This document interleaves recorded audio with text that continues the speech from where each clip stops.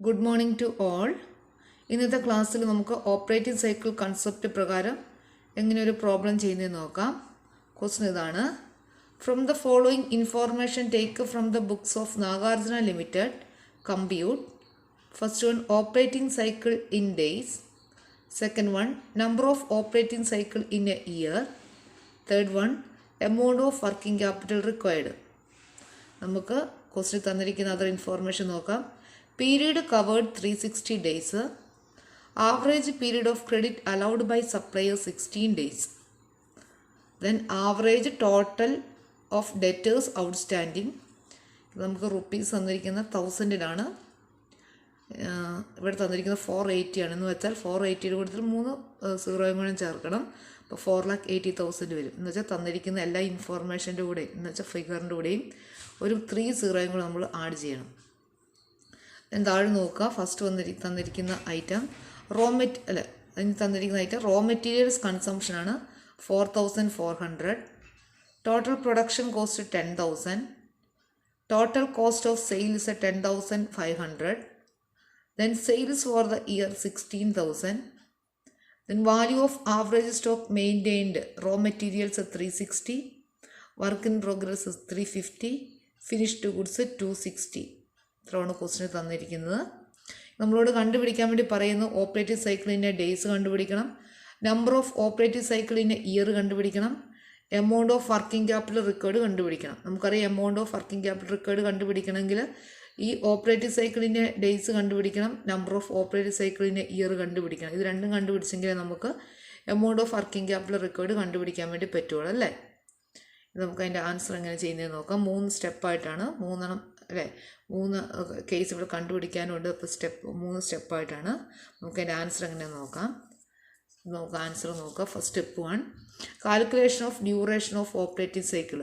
Duration of operative സൈക്കിളാണ് first കണ്ടുപിടിക്കേണ്ടത്. അപ്പോൾ ഡ്യൂറേഷൻ ഓഫ് ഓപ്പറേറ്റീവ് സൈക്കിൾ നമ്മൾ ഒ ആണ് സൂചിപ്പിക്കുന്നത്. ഒ എങ്ങനെ കണ്ടുപിടിക്കുന്നത്? R+W+F+D-C ആണല്ലേ.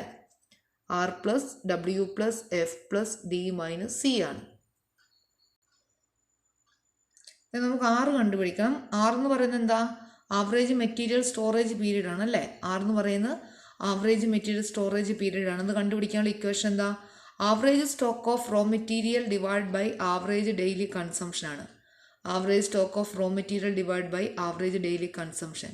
ഇനി ക്വസ്റ്റ്യൻ നോക്കുക. Average stock of raw material തന്നിട്ടുണ്ടോ എന്ന് നോക്കുക. ഇവിടെ നോക്കുക.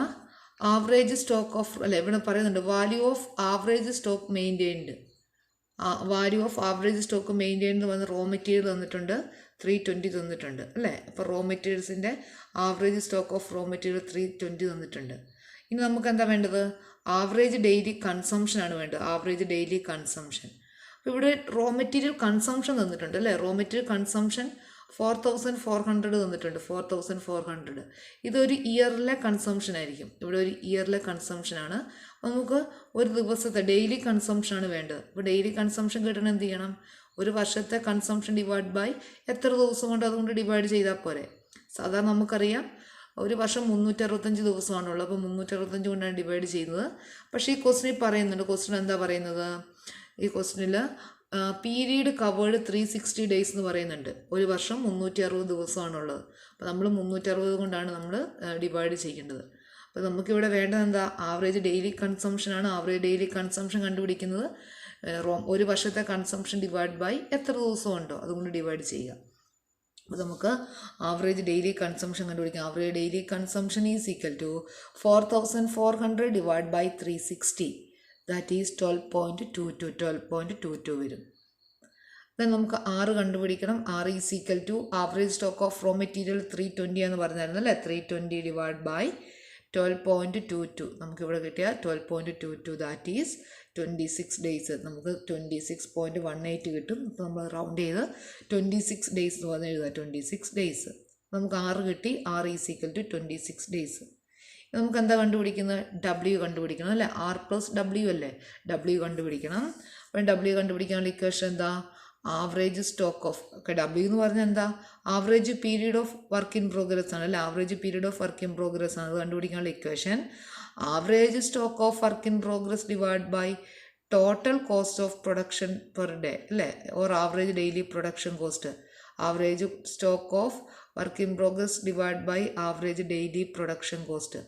ഈ average stock of work in progress cost തന്നിട്ടുണ്ടോ എന്ന് നോക്കുക. ആവറേജ് സ്റ്റോക്ക് ഓഫ് ഇവിടെ അല്ലേ നോക്കിയ value of average stock maintained. Average stock of work in progress 350 തന്നിട്ടുണ്ട് അല്ലേ, 350 തന്നിട്ടുണ്ട്. നമുക്ക് എന്താ കണ്ടുപിടിക്കേണ്ടത്? ആവറേജ് ഡെയിലി പ്രൊഡക്ഷൻ കോസ്റ്റ് കണ്ടുപിടിക്കണം. ആവറേജ് ഡെയിലി പ്രൊഡക്ഷൻ കോസ്റ്റ് എങ്ങനെ കണ്ടുപിടിക്കുന്നത്? ഇവിടെ പ്രൊഡക്ഷൻ കോസ്റ്റ് തന്നിട്ടുണ്ടോ എന്ന് നോക്കിയേ. Production cost total production cost തന്നിട്ടുണ്ട് അല്ലേ, 10,000. അപ്പം അത് ടോട്ടൽ പ്രൊഡക്ഷൻ കോസ്റ്റ് ആണ്, ഒരു വർഷത്തെ പ്രൊഡക്ഷൻ കോസ്റ്റ് ആണ്. അപ്പം നമുക്ക് ഡെയിലി പ്രൊഡക്ഷൻ കോസ്റ്റ് കണ്ടുപിടിക്കണം. എന്ത് ചെയ്യണം? ഈ total production cost divided by എത്ര ദിവസമാണുള്ളത്? 360 അല്ലേ. അപ്പം 10,000 ഡിവൈഡ് ബൈ 360 ആണ്. ഇവിടെ നോക്കുക, average daily production cost is equal to 10,000 divide by 360, that is 27.78. 27.78.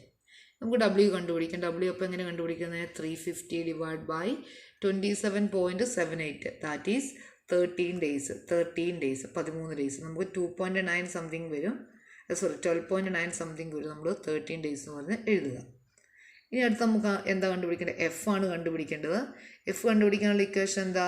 F എന്ന് പറയുന്നത് എന്താ? Average period of finished goods ആണ്. Average period of finished goods ആണ്. അത് കണ്ടുപിടിക്കാനുള്ള equation average stock of finished goods divide by average daily cost of sales.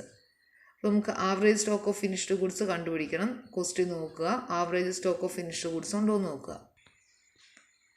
നമുക്ക് ഇവിടെ finished goods വന്നിട്ടുണ്ട് അല്ലേ. Average stock of finished goods വന്നിട്ടുണ്ട് 260. നോക്കിയേ, ഫിനിഷ്ഡ് ഗുഡ്സ് 260 തന്നിട്ടുണ്ട്. Average stock of finished goods 260 തന്നിട്ടുണ്ട്. ഇനി നമുക്ക് വേണ്ട average daily cost of sales ആണ്. Average daily cost of sales എന്ന് പറഞ്ഞാൽ എത്രയാണെന്ന് നോക്കിയേ. ഡെയിലി കോസ്റ്റ് ഓഫ് ഇവിടെ കോസ്റ്റ് ഓഫ് സെയിൽസിൻ്റെ കാര്യം, ടോട്ടൽ കോസ്റ്റ് ഓഫ് സെയിൽസ് വന്നിട്ട് 10,500 അല്ലേ. 10,500 വന്നിട്ടുണ്ട്. അപ്പോൾ നമുക്ക് ഡെയിലി കോസ്റ്റ് ഓഫ് സെയിൽസ് കണ്ടുപിടിക്കാൻ എന്ത് ചെയ്യണം? ഇത് ഡിവൈഡ് ബൈ 360. 10,500 ഡിവൈഡ് ബൈ 360 ആണ്.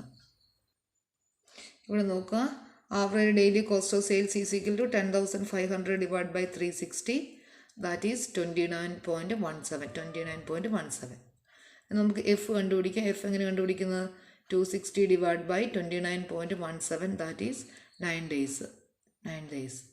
നമുക്ക് ഡി കണ്ടുപിടിക്കണം. ഡി അടുത്ത ഇക്വേഷൻ പ്രകാരം നമുക്ക് ഡി ആണ് കണ്ടുപിടിക്കേണ്ടത്. ഡി കണ്ടുപിടിക്കാനുള്ള ഇക്വേഷൻ എന്താ? Average debtors divide by average daily credit sales. Average debtors divide by average daily credit sales. Average ഡെറ്റേഴ്സും ആവറേജ് ഡെയിലി ക്രെഡിറ്റ് സെയിൽസും ക്വസ്റ്റ്യൻ ഉണ്ടോ എന്ന് നോക്കുക. ഇവിടെ നോക്കുക, ആവറേജ് ടോട്ടൽ ഡെറ്റേഴ്സ് ഔട്ട്സ്റ്റാൻഡിങ് 480 ആണ്. അപ്പോൾ ആവറേജ് ഡെറ്റേഴ്സ് 480 ആണ്. ഇനി നമുക്ക് വേണ്ടത് ആവറേജ് ഡെയിലി ക്രെഡിറ്റ് സെയിൽസ് ആണ്.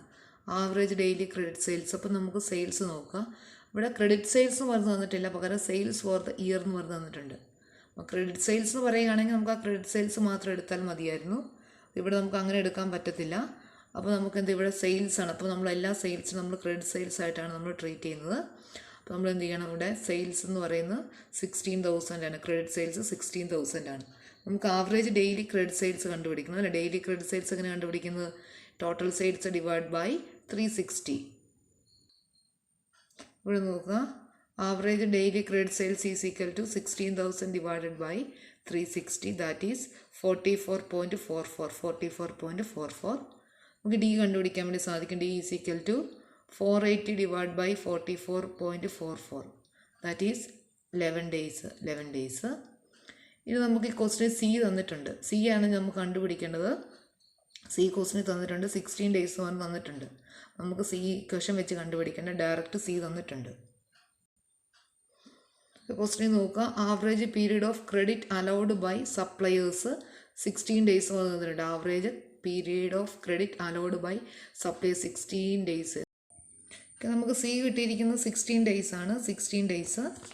നമുക്ക് ഒ കണ്ടുപിടിക്കണം. ഒ എങ്ങനെ കണ്ടുപിടിക്കുന്നത്? ഒ ഈസ് ഈക്വൽ ടു നമുക്കറിയാം R plus W plus F plus D minus C ആണല്ലേ. അപ്പോൾ നമുക്ക് R26 plus 13 plus 9 plus 11 minus C 16 എന്ന് പറഞ്ഞ് എഴുതുക. ദാറ്റ് ഈസ് ആൻസർ കിട്ടുന്നത് 43 ഡേയ്സ് ആണ്. 43 ഡേയ്സ്. സ്റ്റെപ്പ് 2 കണ്ടുപിടിക്കുക. സ്റ്റെപ്പ് 2 എന്താ? നമ്പർ ഓഫ് ഓപ്പറേറ്റിംഗ് സൈക്കിളാണ്. Number of operating cycle. Number of operating cycle എങ്ങനെ കണ്ടുപിടിക്കുന്നത്? 360 ഡിവൈഡ് ബൈ ഒ. ഒ എന്ന് പറയുന്നത് ഇപ്പം കണ്ടുപിടിച്ച 43 ഡേയ്സ് ആണ്. അപ്പം 360 divide by 43, that is 8.37 times. 8.37 times. അപ്പോൾ ഇവിടെ നമ്പർ ഓഫ് ഓപ്പറേറ്റിംഗ് സൈക്കിൾ എന്ന് പറയുന്നത് 8.37 ടൈംസ് ആണ്. ദെൻ മൂന്നാമത്തെ സ്റ്റെപ്പാണ് working capital requirements. Working capital requirements എങ്ങനെ കണ്ടുപിടിക്കുന്നത്? വർക്കിംഗ് ക്യാപിറ്റൽ റിക്വയർമെൻറ്റ്സ് കണ്ടുപിടിക്കാനുള്ള equation total operating expenses or cost of sales divide by number of operating cycle in a year. Total operating expenses ക്വസ്റ്റിന് തന്നിരിക്കുന്നത് 10,500 ആണ്. Or cost of sales പറഞ്ഞ് 10,500 ആണ് തന്നിരിക്കുന്നത്. അപ്പോൾ ഓപ്പറേറ്റിംഗ് എക്സ്പെൻസസ് 10,500 ആണ്. The number of operating cycle in a year നമ്മൾ തൊട്ട് മുന്നേ കണ്ടുപിടിച്ചായിരുന്നു. Number of operating cycle in a year 8.37 times കിട്ടിയായിരുന്നു അല്ലേ. അപ്പം 10,500 ഡിവൈഡ് ബൈ 8.37 എന്ന് പറയുന്നത് എത്രയാണ്? 1,255 ആണ്. 1,255 ആണ്. നമുക്ക് വർക്കിംഗ് ക്യാപിറ്റൽ റിക്വയർമെൻറ്റ്സ് കണ്ടുപിടിക്കണം. നമുക്ക് തന്നിരിക്കുന്ന ഈ എമൗണ്ട് നമ്മൾ 1,000 അല്ലേ 1,000 ഒഴിവാക്കിയിട്ടാണ് എഴുതിയിരിക്കുന്നത്. എന്ന് വെച്ചാൽ 30 ഒഴിവാക്കിയിട്ടാണ് എഴുതിയിരിക്കുന്നത്. ആ 30 കൂടി നമ്മൾ ആഡ് ചെയ്യണം. അപ്പോൾ എത്ര വരും? 12,005. ഇവിടെ 1,255 കൂടെ 30 കൂടെ ആഡ് ചെയ്യുമ്പോൾ 12,55,000 കിട്ടും. 12,55,000. അപ്പോൾ നമ്മുടെ വർക്കിംഗ് ക്യാപിറ്റൽ റിക്വയർമെൻറ്റ്സ് എന്ന് പറഞ്ഞാൽ എത്രയാണ്? 12,55,000 ആണ്. ഇങ്ങനെയാണ് പ്രോബ്ലം ചെയ്യുന്നത്. 3 സ്റ്റെപ്സ് ആയിട്ടാണ് പ്രോബ്ലം ചെയ്യുന്നത്. ആർക്കെങ്കിലും എന്തെങ്കിലും ഡൗട്ട് ഉണ്ടെങ്കിൽ എന്നെ വിളിച്ച് ചോദിക്കുക. Okay, thank you.